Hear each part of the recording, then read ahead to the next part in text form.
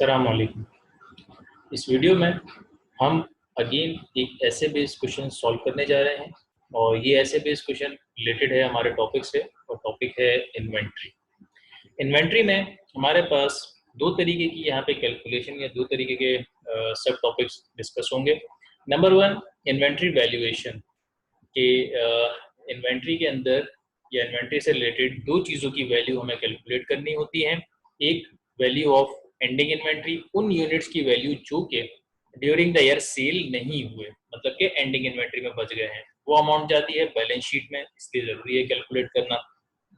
Second, value of cost of goods sold, उन units की cost जो कि ड्यूरिंग द ईयर सेल हो चुके हैं, क्योंकि उनकी वैल्यू जाती है इनकम स्टेटमेंट में प्रॉफिट कैलकुलेट करने के लिए। तो इन्वेंट्री वैल्यूएशन के अंदर हमें ये दोनों वैल्यूज नॉर्मली कैलकुलेट करनी होती हैं, ठीक है। और वैल्यूएशन के हमारे पास तीन मेथड्स होते हैं, नॉर्मली तीन मेथड्स होते हैं, मेथड्स तो ज़्यादा होते हैं लेकिन नॉर्मली जो कैलकुलेशन आती है वो तीन मेथड से रिलेटेड आती है।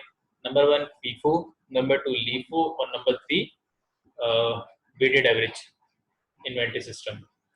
तो इन तीनों के थ्रू हमें ये दोनों वैल्यूज कैलकुलेट करनी होती हैं। तो पहला हमारे पास यहाँ पे जो आधा काम होगा वो इसी इन्वेंट्री वैल्यूएशन से होगा।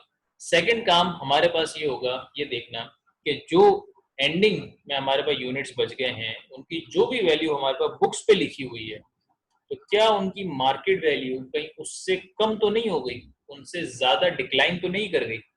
अगर वैल्यू डिक्लाइन कर गई है तो वो कहलाता है decline in the value of inventory.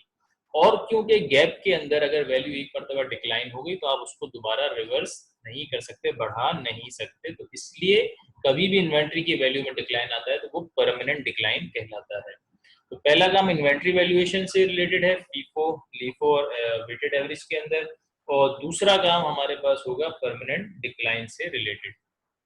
तो अब हम देखते हैं इस क्वेश्चन को, एक मरतबा पढ़ते हैं, समझते हैं, इसकी पिक्चर अपने जहन में बनाते हैं और फिर इसको हम डिफरेंट पार्ट्स के अंदर सॉल्व करते हैं।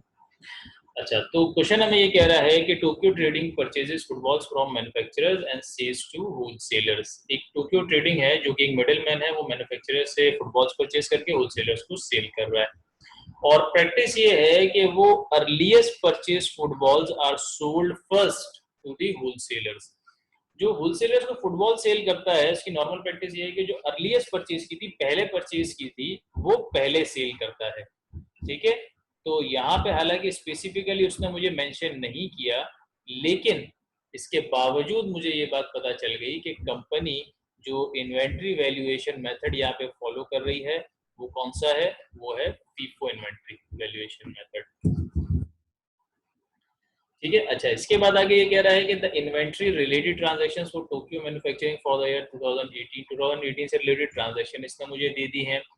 उन ट्रांजैक्शंस के अंदर ओपनिंग इन्वेंट्री है मेरे पास 200 यूनिट्स, जिसकी प्राइस का मतलब परचेज प्राइस मतलब कंपनी के लिए कॉस्ट $2 थी पर यूनिट।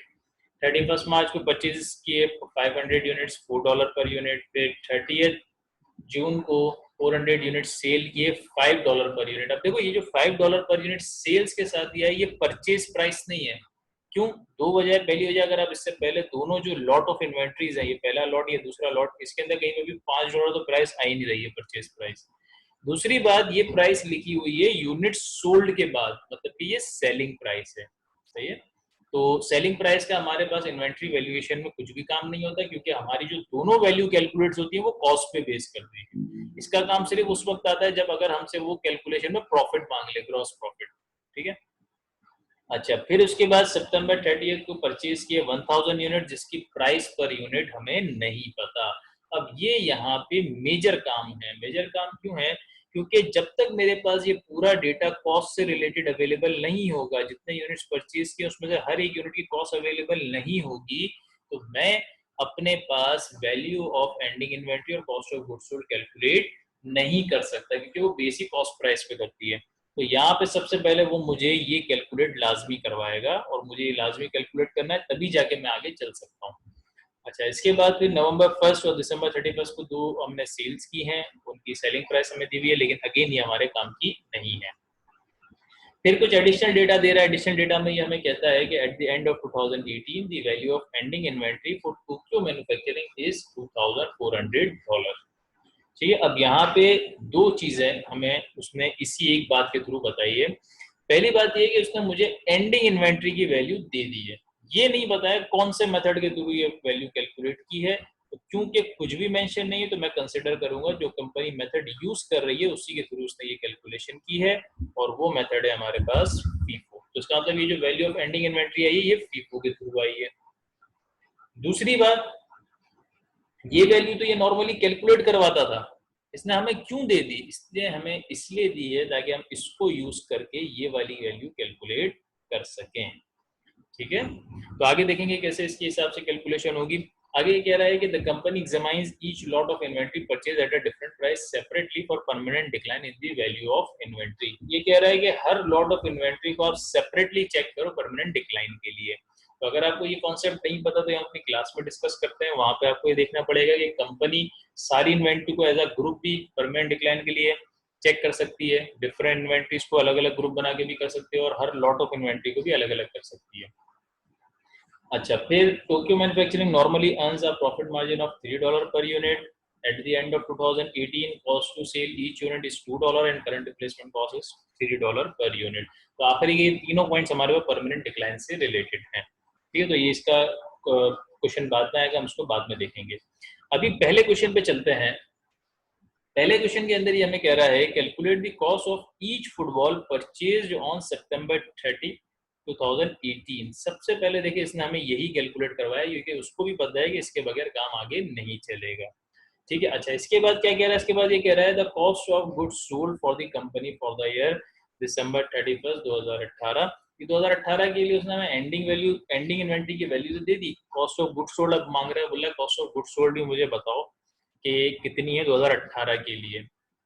अब मेथड नहीं लिखा तो अगेन किससे कैलकुलेशन करेंगे? जो कंपनी मेथड फॉलो कर रही है यानी कि फीफो के थ्रू। अच्छा, अब ये जो कॉस्ट ऑफ गुड्स सोल्ड मांग रहा है ये भी under periodic and परपीचुअल inventory system मांग रहा है। दो तरीके के इन्वेंट्री सिस्टम्स फॉलो होते हैं, पीरियडिक और परपीचुअल। ठीक है, इसका कॉन्सेप्ट हम क्लास में डिस्कस करते हैं इसलिए मैं यहाँ पे कॉन्सेप्ट पे नहीं जा रहा, लेकिन बहरहाल ये बात मैं आपको बता दूं कि दोनों इन्वेंट्री सिस्टम्स की जो पूरा प्रोसीजर है वो कंप्लीटली एक दूसरे से डिफरेंट है। पीरियडिक के अंदर अलग टाइम्स पे कैलकुलेशन और अलग टाइम्स पे एंट्रीज हो रही होती है, परपीचुअल के अंदर अलग टाइम्स पे कैलकुलेशन अलग टाइम्स पे एंट्रीज हो रही होती है। तो इसलिए जो दो वैल्यूज हम कैलकुलेट करते हैं, वैल्यू ऑफ एंडिंग इन्वेंट्री और value of cost of goods sold, अगर मैं उसमें से कोई एक वैल्यू भी पीरियडिक और परपीचुअल के अंदर दोनों के अंदर कैलकुलेट करूं तो नॉर्मली दोनों के अंदर डिफरेंट आंसर्स आएंगे। जैसे कि अगर मैं value of ending inventory calculate करूं पीरियडिक में और परपीचुअल में तो दोनों एक दूसरे से डिफरेंट होगी क्योंकि दोनों की कैलकुलेशन डिफरेंट टाइम्स पे होती है, एंट्रीज डिफरेंट टाइम्स पे होती है। ठीक है, इसी तरीके से कॉस्ट ऑफ गुड्स सोल्ड अगर मैं पीरियडिक में कैलकुलेट करूं और परपीचुअल में कैलकुलेट करूं तो दोनों के अंदर डिफरेंट आएगी कॉस्ट ऑफ गुड्स सोल्ड। ठीक है, तो अगर हम लीफो मेथड यूज कर रहे हैं और वेटेड एवरेज मेथड यूज कर रहे हैं तो उसके अंदर आप कोई भी value cost of goods sold या एंडिंग इन्वेंट्री कोई भी एक वैल्यू दोनों के अंदर कैलकुलेट करोगे दोनों के अंदर आंसर डिफरेंट आएगा। तो अगर लीफो और वेटेड एवरेज होता तो मुझे उसके अंदर कॉस्ट ऑफ गुड्स सोल्ड दोनों के अंदर सेपरेट सेपरेट कैलकुलेट करनी होती। लेकिन फीफो एक वाहिद ऐसा इन्वेंट्री वैल्यूएशन मेथड है कि उसके अंदर कॉस्ट ऑफ गुड्स सोल्ड आप पीरियडिक में कैलकुलेट करो और परपीचुअल में कैलकुलेट करो हमेशा सेम आएगी। Value of ending inventory periodic में कैलकुलेट करो या परपीचुअल में कैलकुलेट करो दोनों में सेम आएगी। तो बताने का मकसद ये है कि फीफो क्योंकि कंपनी यूज कर रही है तो यहाँ पे एग्जामिनर को भी ये बात पता है कॉस्ट ऑफ गुड्स सोल्ड दोनों में सेम आएगी, तो इसलिए हमने किसी एक के थ्रू कैलकुलेशन करनी है और दूसरे के अंदर पहले वाले का ही रेफरेंस दे देना है कि हमें ये मेंशन कर देना है कि क्योंकि दोनों के अंदर cost of goods sold same होती है इसलिए जो पहले के अंदर आंसर था वही दूसरे के अंदर आंसर है। अब बात यह है कि कैलकुलेशन किसके थ्रू करें भाई? दोनों में से किसी एक के थ्रू कैलकुलेशन तो करनी है ना, पीरियडिक के थ्रू करेंगे या परपीचुअल के थ्रू?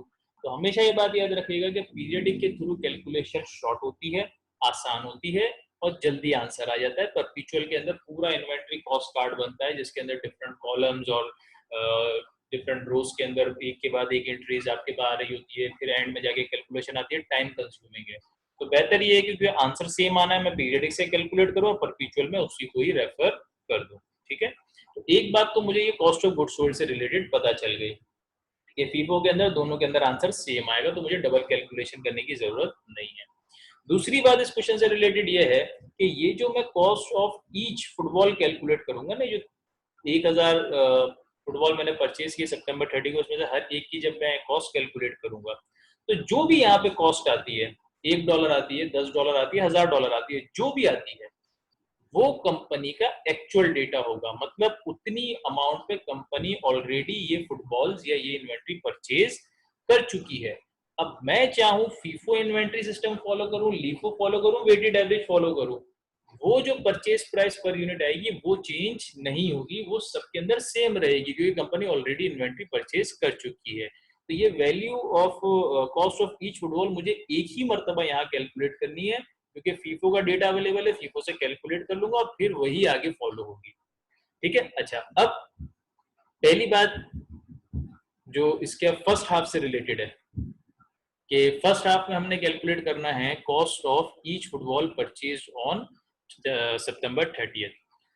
जो 1000 यूनिट्स मैंने परचेज किए हैं, इसमें से हर एक यूनिट की कॉस्ट चाहिए। तो सिंपल 2 स्टेप्स के अंदर इसका हमारे पास आंसर आ सकता है। कैसे? इस वैल्यू को कैलकुलेट करने के लिए उसने मुझे एक सपोर्टिंग डेटा दिया है। सपोर्टिंग डेटा में उसने मुझे कहा कि आपके पास जितने भी यूनिट्स एंडिंग इन्वेंट्री में बचते हैं, उन सारे यूनिट्स की टोटल वैल्यू है $2400। जो भी यूनिट्स एंडिंग इन्वेंट्री में बचते हैं उसमें सारे यूनिट्स की टोटल वैल्यू कितनी है? $2400। ठीक है। तो सिंपल सा काम मुझे ये करना है कि ये मालूम कर लेना है कि एंडिंग में यूनिट्स कितने बच रहे हैं, क्योंकि ये जो $2400 की वैल्यू है ये उन्हीं एंडिंग यूनिट्स की ही वैल्यू है। अगर एंडिंग में एक यूनिट बच रहा है तो मैं 2400 को 1 से डिवाइड कर दूंगा, पता चल जाएगा कि हर एक यूनिट की वैल्यू कितनी है? $2400। अगर एंडिंग यूनिट्स 10 बच रहे हैं तो इसका मतलब ये 2400 10 यूनिट्स की टोटल वैल्यू है, इसको मैं 10 से डिवाइड कर दूंगा, $240 आ जाएगी पर यूनिट। अगर एंडिंग में 100 यूनिट्स बच रहे हैं, मैं इसको 100 से डिवाइड कर दूंगा, $24 पर यूनिट वैल्यू आ जाएगी। ठीक है। तो ऑटोमेटिकली मेरे पास प्राइस पर यूनिट आ जाएगी। मुझे क्या करना है? 2 steps. Number 1 value of ending inventory calculate करना है, और नंबर 2 इसको डिवाइड कर देना है उस नंबर 1 में number of units in ending inventory calculate करना है, और नंबर 2 इसको डिवाइड कर देना है उन नंबर ऑफ यूनिट्स से। लेकिन एक प्रॉब्लम इन दोनों के बीच में आ जाती है। क्या प्रॉब्लम आती है कि जब मैं number of units in ending inventory calculate करता हूं, तो मुझे ये देखना जरूरी है कि वो जो एंडिंग यूनिट्स है, सपोज 100 यूनिट्स है, वो 100 यूनिट्स इसी परचेज से रिलेटेड हैं या नहीं है। मतलब कि वो 100 यूनिट्स जो एंडिंग में बचे हैं वो इसी 1000 में से बचे या नहीं बचे।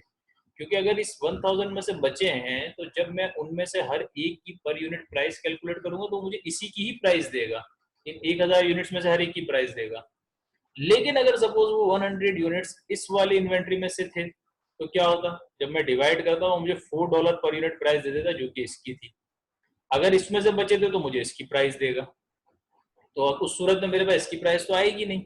लेकिन क्योंकि उसने हमें कैलकुलेशन करवानी है इसी वाली इन्वेंट्री की प्राइस की, तो नॉर्मली होगा यही कि जो भी मेरे पास एंडिंग यूनिट्स बचेंगे वो इसी 1000 यूनिट्स में से बचेंगे, ताकि मैं इसकी प्राइस डायरेक्टली कैलकुलेट कर सकूं।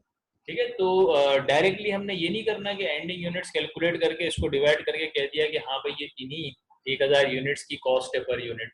नहीं, पहले ये भी देखना है कि वो यूनिट इसी से रिलेटेड है या नहीं है। ऐसा ना हो इससे रिलेटेड ही नहीं है और मैं इसकी प्राइस वो बना दूं। ठीक है। तो सबसे पहले करना क्या है, हमने units in ending inventory calculate करने हैं। अब units in ending inventory calculate करने के लिए 2 तरीके हैं हमारे पास। एक है कॉन्सेप्चुअल, आप अपना कॉन्सेप्ट बना लें, वो आगे तक एंड तक चलेगा, और दूसरा है फॉर्मूले के थ्रू। और मैं कॉन्सेप्चुअल आपको बताऊंगा, उसमें फॉर्मूला भी ऑटोमेटिकली ड्राइव हो जाएगा। कॉन्सेप्चुअली अगर देखें तो कंपनी के पास जो यूनिट्स सेल होते हैं और जो यूनिट्स एंड में बच जाते हैं, वो दोनों कहाँ से आते हैं, किस में से बचते हैं? वो उन्हीं यूनिट्स में से सेल होते हैं और उन्हीं यूनिट्स में से बचते हैं जो कि मेरे पास ड्यूरिंग द ईयर अवेलेबल थे फॉर सेल। ठीक है। जितने यूनिट्स मेरे पास अवेलेबल थे for sale during the year, जितने भी यूनिट्स मेरे पास ड्यूरिंग द ईयर सेल करने के लिए अवेलेबल थे, उनके उन यूनिट्स के 2 ही यूजेस हो सकते हैं। या तो वो units during the year cell हो जाए, या फिर उनमें से कुछ यूनिट्स बच जाए। ठीक है, जितने मेरे पास यूनिट्स अवेलेबल थे सेल करने के लिए, उसमें से कुछ यूनिट्स सेल हो जाएंगे और बाकी यूनिट्स बच जाएंगे। तो यही दो यूजेस हो सकते हैं इसके। तो मुझे अगर ये मालूम करना है कि ड्यूरिंग द ईयर कितने यूनिट्स सेल नहीं हुए, मतलब कि एंडिंग इन्वेंट्री में बच गए हैं, तो मैं क्या करूं, जितने यूनिट्स मेरे पास अवेलेबल थे सेल करने के लिए, उसमें से जितने यूनिट्स सोल्ड हो चुके हैं ड्यूरिंग द ईयर वो माइनस कर दूं। तो मुझे पता चल जाएगा कि कितने units during the year cell नहीं हुए, यानी कि यूनिट्स इन एंडिंग इन्वेंट्री। क्या करा कॉन्सेप्चुअली मैंने, जितने units during the year available थे सेल करने के लिए, उसके दो ही यूजेस हो सकते थे, या तो सेल हो जाए या फिर एंडिंग में बच जाए। तो जितने उसमें से सेल हो जाते हैं वो मैंने माइनस कर दिए, मेरे पास एंडिंग इन्वेंट्री के यूनिट्स आ जाएंगे। अगर आप डेटा के अंदर देखो तो आपको कहीं पे भी एंडिंग यूनिट्स नहीं दिए हुए, तो आपको ऐसे ही कैलकुलेट करने पड़ेंगे।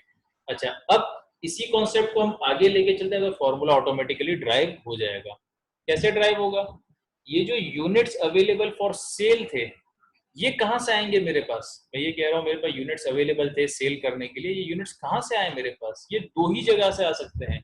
एक वो यूनिट्स जो कि पिछले साल सेल नहीं हुए थे, मतलब कि करंट ईयर की ओपनिंग इन्वेंट्री, ये मेरे पास अवेलेबल थे सेल करने के लिए। और दूसरा, मैंने कुछ यूनिट्स इस साल परचेज कर लिए। यही दोनों यूनिट्स मेरे पास मिलके कंबाइन होके अवेलेबल थे सेल करने के लिए इस साल के अंदर। तो opening inventory plus purchase units, ये दोनों जब मिलते हैं तो मेरे पास वो यूनिट्स बन जाते हैं जो कि अवेलेबल थे फॉर सेल। और जब इसमें से मैं यूनिट्स जो सेल हो चुके हैं वो माइनस कर देता हूं, तो मुझे पता चल जाते हैं यूनिट्स इन एंडिंग इन्वेंट्री। ठीक है, और यही मेरे पास फॉर्मूला भी हो गया। फॉर्मूला क्या हो गया, opening inventory plus purchase units minus units sold equals two units in ending inventory. अब अगर आप क्वेश्चन के अंदर देखो तो ओपनिंग इन्वेंट्री का डेटा भी है, परचेजेस का डेटा भी है, सेल्स का डेटा भी है, यूनिट सोल्ड का डेटा भी। बस एंडिंग इन्वेंट्री का डेटा नहीं है, वो हम यहाँ से कैलकुलेट कर लेते हैं। ओपनिंग में थे 200 यूनिट्स, परचेज की हमने 500 प्लस 1000 यूनिट्स, तो टोटल मेरे पास अवेलेबल फॉर सेल थे 1700 यूनिट्स। उसमें से ड्यूरिंग द ईयर मैंने सेल किए हैं 400 प्लस 300 प्लस 600, मतलब कि 1300। 1700 ड्यूरिंग द ईयर अवेलेबल थे सेल के लिए, 1300 उसमें से सेल कर दिए। तो कितने सेल नहीं हुए, यानी कि एंडिंग में बच गए 400 यूनिट्स इन एंडिंग इन्वेंट्री। अब मुझे पहले तो ये मालूम करना है कि भाई ये जो 400 यूनिट्स एंडिंग इन्वेंट्री में बचे हैं, ये इसी 1000 यूनिट्स में से बचे हैं या नहीं, क्योंकि जब ये इसकी वैल्यू देगा। तो अब ये भी कैलकुलेट करने के या ये भी देखने के दो तरीके हैं। पहला डायरेक्ट तरीका है और दूसरा इनडायरेक्ट तरीका वेरिफिकेशन के लिए। डायरेक्ट तरीका क्या है, मुझे ये बात पता है कि under FIFO the units in ending inventory are always the units from the last purchase। मुझे ये बात पता है कि कंपनी जब भी FIFO मेथड यूज करती है तो स्टार्ट वाले यूनिट्स पहले सेल कर देती है और जो भी यूनिट्स बचते हैं वो हमेशा लास्ट वाली परचेज में से ही बचते हैं। अगर एंडिंग यूनिट्स की वैल्यू या ending number of units last purchase के बराबर या उससे कम है तो इसी लास्ट परचेज में से बचेंगे, अगर इससे ज्यादा है तो लास्ट की एक दो परचेजेस में से बचेंगे। जैसे कि अगर 1000 और या फिर 900 है तो इसी में से बचेंगे, अगर 1100 है तो इसमें से भी बचेंगे, इसमें से भी बचेंगे। ठीक है, तो बहरहाल यहाँ पे 400 है तो इसका मतलब ये 400 इसी 1000 में से बचे हैं। तो मुझे ये बात पता है कि FIFO के अंदर कंपनी स्टार्ट वाले यूनिट सेल करती है और जो भी एंडिंग में यूनिट्स बच जाते हैं वो हमेशा हमारे पास लास्ट परचेजेस में से ही बचते हैं। तो लिहाजा 400 यूनिट्स एंडिंग इन्वेंट्री मेरे पास यहाँ रह गए हैं are from the September 30th purchases. ये इसी सितंबर 30th परचेजेस से रिलेटेड ही है। ठीक है, अच्छा दूसरा तरीका क्या है, दूसरा तरीका इसकी वेरिफिकेशन का है कि मैं क्या करूं, जो 1300 यूनिट्स मैंने सेल किए हैं ड्यूरिंग द ईयर, उसका ब्रेकअप देख लो।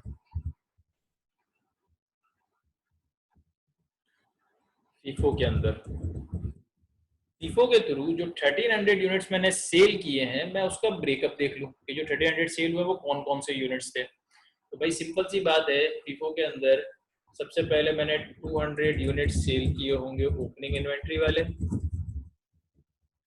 फिर ये वाले 500 यूनिट्स मैंने सेल कर दिए होंगे मार्च 31 की परचेजेस से रिलेटेड। 1300 में से 200 ये वाले हो गए, 500 ये वाले हो गए, 700 ये वाले सेल कर दिए, बचे कितने 600। अब जो 600 बचे वो कहाँ से सेल किए होंगे, रिमेनिंग 600 यूनिट्स मैंने सेल किए होंगे सितंबर 30 के परचेजेस से। ठीक है, तो ये तो मेरे पास यूनिट सोल्ड का डेटा आया, यूनिट सोल्ड का ब्रेकअप आया। ये कैसे पता चलेगा कि जो रिमेनिंग 400 है वो इसी में से बचे हैं, क्योंकि मुझे ये पता चल गया कि मैंने इन सितंबर 30 की परचेजेस में से 1000 के जो यूनिट्स है उसमें से 600 सेल किए हैं। क्या मतलब कि total units purchase on September 30 1000 थे, इसमें से 600 units, sorry units sold from September 30 purchases. सितंबर 30 को मैंने 1000 यूनिट्स परचेज किए थे, उसमें से यहाँ ब्रेकअप में मैंने देखा कि 600 यूनिट्स मैं इसमें से सेल कर चुका हूं। तो इसका मतलब units in ending inventory are from September 30 purchases. इसका मतलब जो 400 यूनिट्स मेरे पास एंडिंग इन्वेंट्री के बचे हैं वो इन्हीं सितंबर 30 की परचेजेस से रिलेटेड ही थे। ठीक है, तो यहाँ पे मैंने डायरेक्टली देख लिया, यहाँ पे इनडायरेक्टली देख लिया। कैसे, यूनिट सोल्ड का ब्रेकअप लिया, उससे पता चल गया कि लास्ट परचेज में से कितने यूनिट सेल किए हैं, फिर जितनी टोटल परचेज किए थे उसमें से ये वाले यूनिट्स जो सेल किए माइनस कर दिए, तो पता चला कि भाई जो 400 बचे वो इसी में से थे। अब क्या करना है, अब मुझे ये बात पता चल गई कि भाई जो $2400 की इसने मुझे वैल्यू दी है एंडिंग इन्वेंट्री की, वो इन्हीं 400 यूनिट्स की है जो कि मेरे पास एंडिंग इन्वेंट्री के अंदर हैं और जो कि रिलेटेड थे इस सितंबर 30 के परचेजेस से। या फिर इन शॉर्ट में ये कहूं कि ये जो $2400 की एंडिंग इन्वेंट्री की वैल्यू है ये इन्हीं 400 यूनिट्स की है। तो एक यूनिट की कैलकुलेट करने के लिए क्या करूंगा, 2400 डिवाइडेड बाय 400, तो इसका मतलब मेरे पास आ जाएगा $6 पर यूनिट, और ये मेरे पास होगी price per unit of 1000 units purchased on September 30।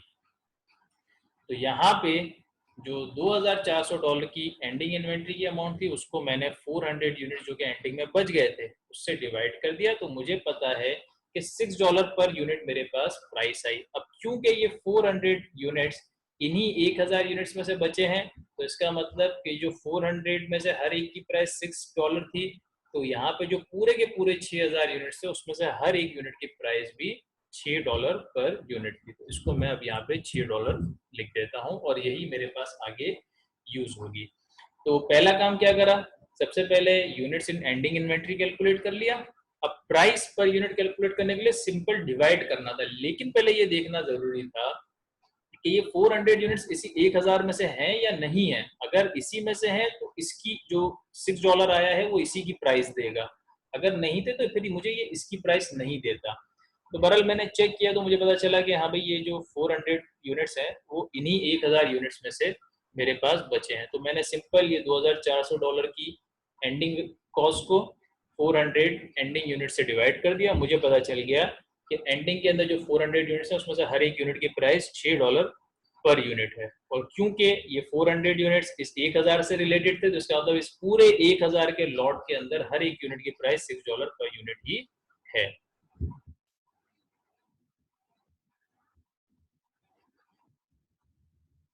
जो कि अब हमारे पास आगे ऑल द वे कैलकुलेशन के लिए यूज होगी। अच्छा, अब आ जाते हैं इसके सेकंड पार्ट पे। सेकंड पार्ट इसका हमें ये कहता है ये कॉस्ट ऑफ गुड्स सोल्ड आप मुझे कैलकुलेट करके दे दो, और कॉस्ट ऑफ गुड्स सोल्ड भी हमने कैलकुलेट करनी है under periodic and perpetual inventory system. तो पहले हम cost of goods sold calculate करते हैं।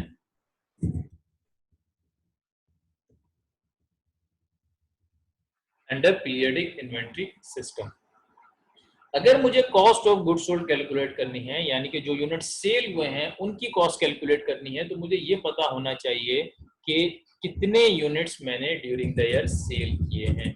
यूनिट्स सोल्ड, कितने यूनिट सेल किए हैं मैंने? 400 प्लस 300 प्लस 600, मैंने 1300 यूनिट्स सेल किए हैं। नंबर वन ये पता होना चाहिए, मुझे पता चल गया भाई 1300 यूनिट्स मैंने ड्यूरिंग द ईयर सेल किए हैं। सेकंड क्या पता होना चाहिए? मुझे ये पता होना चाहिए कि ये जो यूनिट्स मैंने सेल किए इनका ब्रेकअप क्या था। ये रहा इनका ब्रेकअप, मतलब कि ये 1300 यूनिट्स कौन कौन से हैं जो मैंने सेल किए हैं। इसमें से 200 ये ओपनिंग वाले थे, 500 ये वाले थे मार्च 31 के, और 600 ये रही मैंने यहाँ पे लिखे हुए 600 ये सितंबर 30 वाले थे। ये मुझे क्यों पता होना चाहिए? क्योंकि जब मुझे इनकी कॉस्ट चाहिए तो सिंपल मुझे इनके नंबर ऑफ यूनिट्स को इनकी कॉस्ट या इनकी प्राइस से मल्टीप्लाई कर देना है। तो अब अगर मैं चाहूँ तो ये जो मेरे पास ब्रेकअप था इन्वेंट्री का, इसको मैं दोबारा यहाँ पे लिखूं, सही है। अगर मैं चाहूँ तो ना लिखूं, अगर मैं नहीं भी लिखता तो भी प्रॉब्लम नहीं है, क्योंकि जब कॉस्ट ऑफ गुड्स सोल्ड मैं यहाँ पे कैलकुलेट करने जाऊंगा, तो cost of goods sold calculate करने के लिए मुझे करना यही होगा कि जो ये यूनिट सोल्ड का ब्रेकअप था उसको उसकी कॉस्ट से मल्टीप्लाई करना होगा, ठीक है। और यहाँ पे मुझे शो करना होगा मल्टीप्लाई करके, तो ऑटोमेटिकली एग्जामिनर को नजर आ जाएगा कि आपने इसका ब्रेकअप किस हिसाब से लिया हुआ है। अब देखें जो 1300 यूनिट्स मैंने सेल किए हैं, इसमें कंपनी फीफो यूज कर रही है, तो फीफो के अंदर पहले 200 यूनिट्स ये वाले होंगे, ठीक है। इसकी प्राइस थी $2, 200 यूनिट्स, और एक यूनिट की प्राइस थी मेरे पास $2। फिर 500 यूनिट्स ये वाले मैंने सेल किए होंगे, और उसमें हर एक यूनिट की प्राइस थी या कॉस्ट थी $4। फिर एंड में 600 यूनिट्स मैंने सेल किए होंगे।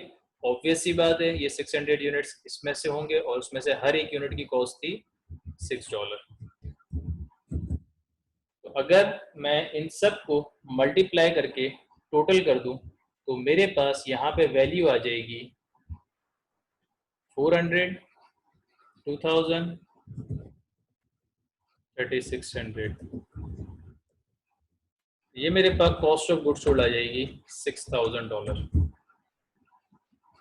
ठीक है। तो कॉस्ट ऑफ गुड्स सोल्ड के लिए क्या किया? सबसे पहले मुझे ये पता होना चाहिए था कि यूनिट्स कितने सेल किए हैं, और जितने यूनिट्स मैंने सेल किए हैं उनका ब्रेकअप पता होना चाहिए कि वो यूनिट्स कौन कौन सी परचेजेस से रिलेटेड थे। 200 ये वाले थे, 500 ये वाले, और 600 ये वाले थे। अब ब्रेकअप अगर मैं चाहूँ तो लिखूँ, नहीं चाहूँ तो जरूरत नहीं है, क्योंकि जब मैं यहाँ पे कैलकुलेशन करूंगा ब्रेकअप ऑटोमेटिकली शो हो जाएगा। अच्छा, फिर क्या करा?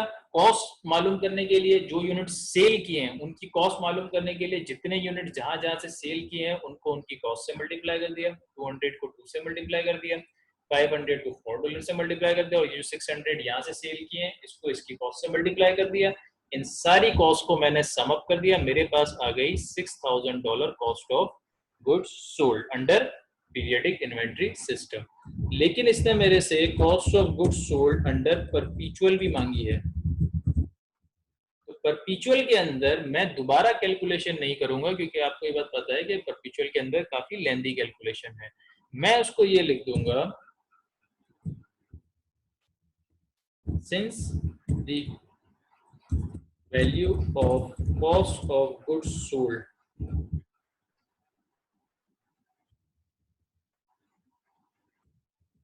remains same under both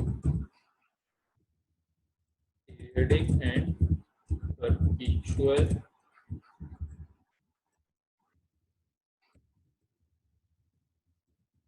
inventory systems, the value of cost of goods sold under perpetual inventory system will be exactly same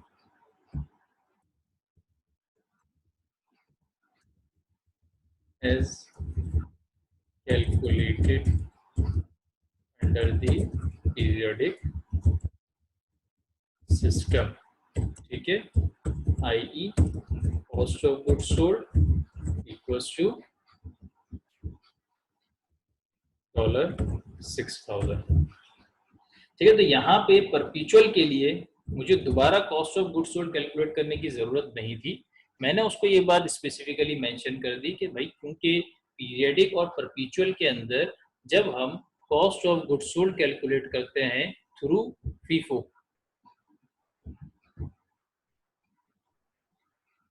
under both inventory system through FIFO, जब हम FIFO से calculation करते हैं, परपेचुअल के अंदर करें या पीरियडिक के अंदर करें, कॉस्ट ऑफ गुड्स सोल्ड की वैल्यू दोनों के अंदर सेम रहती है फीफो के अंदर। ठीक है, तो जो वैल्यू हमने कॉस्ट ऑफ गुड्स सोल्ड की पीरियडिक के अंदर कैलकुलेट की है, परपेचुअल के अंदर भी एग्जैक्टली सेम ही वैल्यू आएगी। तो लिहाजा cost of goods sold perpetual के अंदर भी कितनी होगी, $6,000। तो ये हमारे पास फर्स्ट पार्ट इसका सॉल्व हो गया। इसके अलावा जो इसके रिमेनिंग पार्ट्स है वो इंशाल्लाह नेक्स्ट वीडियोस के अंदर हम सॉल्व करते हैं। Thank you.